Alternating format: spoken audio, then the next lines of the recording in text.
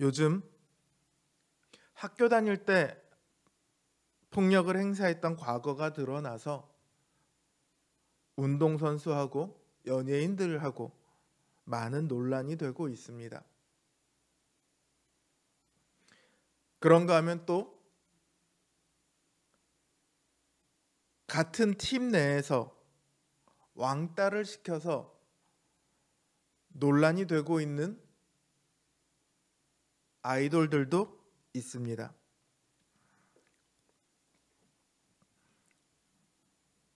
많은 사람들은 학교 폭력 피해자나 왕따를 당하는 사람들에게 문제가 있다고 생각을 합니다.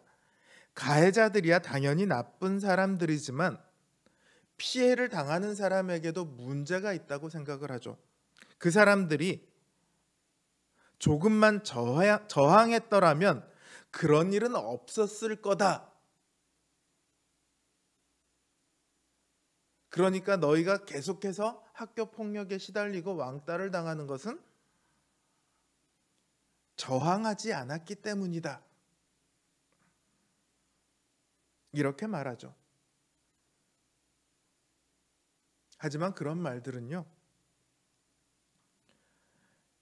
학교 폭력의 실태를 잘 몰라서 그렇습니다.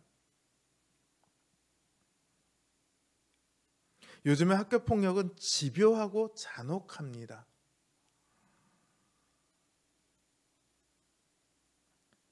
어느 정도냐면 말을 듣지 않거나 저항하려 하거나 신고하거나 하면요,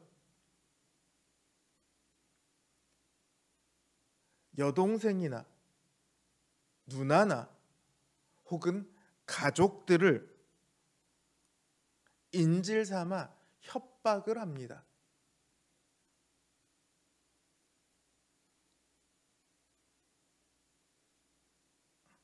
피해자들이 저항 한번 안 해봤을까요? 아니요. 그들도 저항합니다. 저항을 해봤지만 힘에 부쳤을 뿐입니다.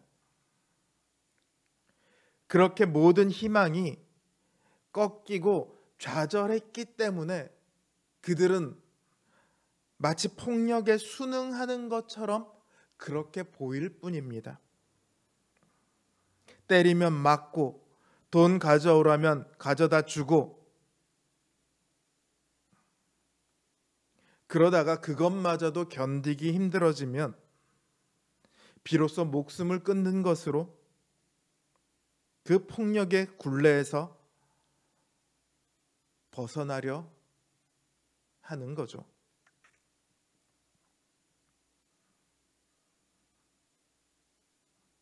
그 폭력에서 벗어날 수 있다는 일말의 희망이 없기 때문에 절망으로 가득 찬 그 인생을, 그 시간을 더 이상 견디지 못하는 겁니다.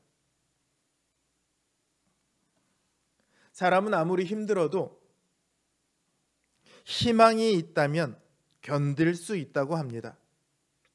그 말은 반대로 하자면 희망이 모두 사라져 버렸을 때 사람들은 견디지 못한다는 말이겠죠. 희망이 사라지면 현실에 그대로 순응해 버리거나 그마저도 포기해 버립니다. 그걸 절망이라고 하죠. 사실 우리는 절망을 잘 모릅니다. 우리는 절망을 경험해 본 적이 그렇게 많지 않습니다.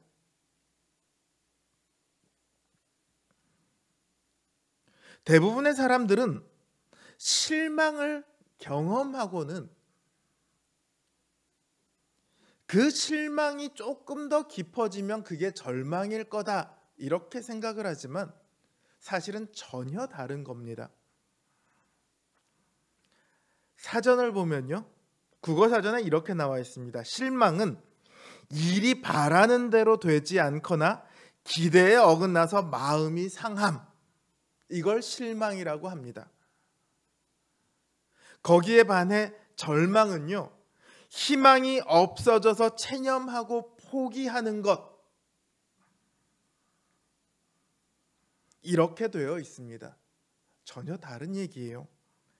극한 상황에, 정말로 극한 상황에 몰리기 전에는 우리는 절망을 경험할 일이 그리 많지 않습니다.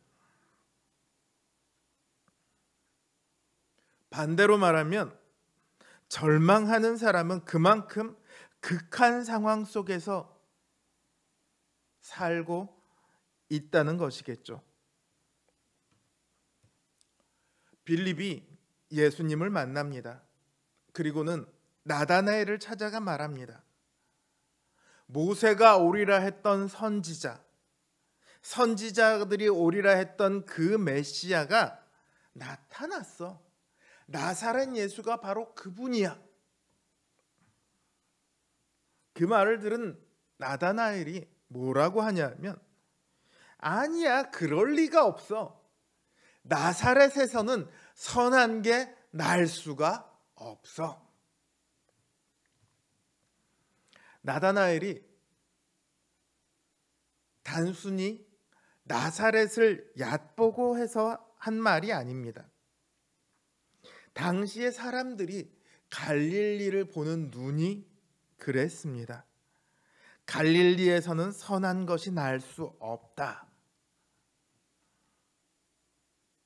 사람들은요, 이방 땅이나 다를 바 없는 갈릴리에는 그 천하고 무도한 사람들이 산다고 여겼던 갈릴리에는 어떤 종교적인 선함도 의로움도 기대하지 않았습니다. 니들 사는 게 그렇지 뭐, 그냥 그렇게 살다 가. 그게 사람들이 갈릴리 사람을 평가하는 말입니다. 그리고 갈릴리 사람들은 그런 사람들의 평가에 익숙해져 있었고 순응했을 겁니다. 그러니까 나다나엘이 나사렛에 무슨 선한 게 날 수가 있겠냐라고 했던 말은 나사렛을 얕보는 것이 아니라 자신이 살고 있는 갈릴리 땅 전체에 대한 자조적인 한숨 섞인 표현이라고 해야 되겠죠. 야, 우리 동네에서 어떻게 선지자가 나겠냐? 이 말 한마디에 갈릴리 사람들의 깊은 절망이 담겨 있습니다.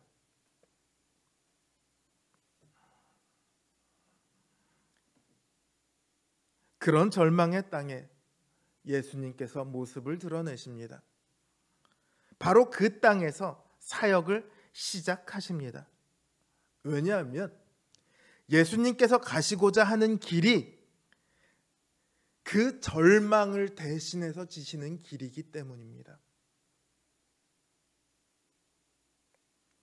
예수님께서 대신해서 짐을 지시고자 하는 이들은 자기 짐을 지고 열심히 걸어가는데 힘들어서 조금 앉아서 옆에 있어서 조금만 도와주면 갈 수 있을 것 같은 그런 사람들이 아닙니다. 잘하다가 잘 안 돼서 잠깐 실망한 사람들이 아닙니다. 깊은 절망에서 헤어나오지 못하는 사람들, 잘 해볼 마음조차 남지 않은 사람들, 그 사람들의 절망을 대신 지시고자 했던 겁니다. 조롱과 모함과 폭력과 그런 것들에 깊이 길들여져서 더 이상 아무것도 할 수도 할 의지도 없는 사람들, 주님은 그들을 위해 오셨습니다. 절망 가운데 있는 이들의 빛이 되기 위하여, 깊은 폭력에 꺾인 이들의 위로가 되기 위하여 오셨습니다. 그가 찔림은 우리의 허물을 인함이요 그가 상함은 우리의 죄악을 인함이라. 그가 징계를 받음으로 우리가 평화를 누리고 그가 채찍에 맞음으로 우리가 나음을 입었도다. 이사야 선지자의 예언처럼 예수님은 절망하는 이들의 구원이 되기 위해 이 땅에 오셨습니다. 찔릴 수밖에 없고 상할 수밖에 없고 징계를 받을 수밖에 없고 채찍에 맞을 수밖에 없는 이들, 그들을 대신해서 그들이 받아야 할 고난을 받으셨습니다. 그리고 십자가에서 죽으셨죠. 예수님의 죽으심은 그 절망 중에서도 가장 깊은 절망까지 대신해서 받으신 것입니다. 주님께서 우리를 대신해서 그 절망을 받으신 이유는 단순히 우리의 고통만을 대신 받으시기 위해서가 아닙니다. 우리의 고통만을 가져가기 위해서가 아닙니다. 주님은 우리의 절망 그 자체를 끝내기를 원하셨습니다. 우리가 받으면 고난을 받고 죽음을 당하는 것으로 끝이 나지만 예수님은 아닙니다. 주님께서는 그 죽음의 가장 깊은 곳에서 죽음을 이기심으로 비로소 절망을 끝내버리셨습니다. 절망을 이기시고 우리의 새로운 산 소망이 되어 주셨습니다. 그 소망을 오늘 우리가 누리고 있는 것입니다. 그러니 기억하시기 바랍니다. 우리의 삶에서 예수님이 빠져버리고 나면 우리에게 남는 것은 그냥 허무함이 아닙니다.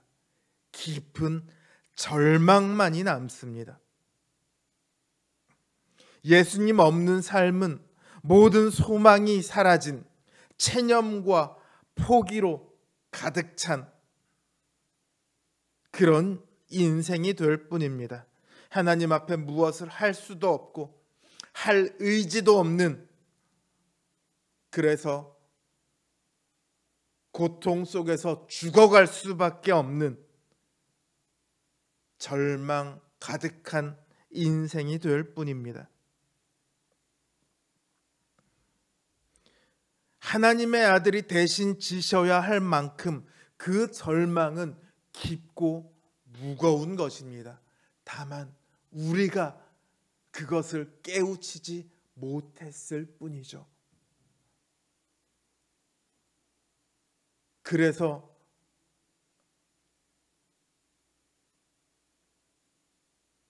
삶에서 예수님을 빼는 것을 그렇게 두려워하지 않습니다. 하지만 결코 그렇지 않습니다.